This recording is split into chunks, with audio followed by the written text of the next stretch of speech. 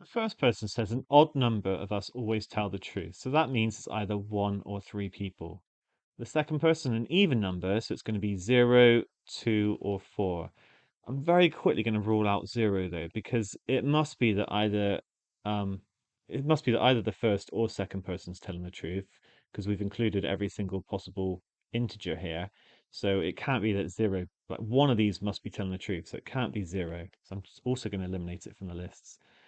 The third person says a prime number, so 2 and 3, and then a square number is going to be 1 and 4.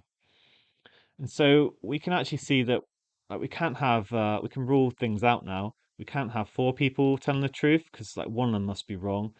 We can't have three people telling the truth because there's no number that occurs in both in three of the lists. In fact, we'd have to have three occurring in three of the lists, which leads us to two. Two is the answer because we can have the second person telling the truth and the third person telling the truth because they both say that two of them could tell the truth. And if you just write that down, first, second, third, fourth, basically, if this person is telling the truth and this person is telling the truth, then these are false, and that works because then two of them are telling the truth, which does mean that the first person's lying, the second person is telling the truth, the third person is telling the truth, and the fourth person is lying. So I've kind of used, a bit of deduction, writing down some of the numbers and just then kind of checking the answers.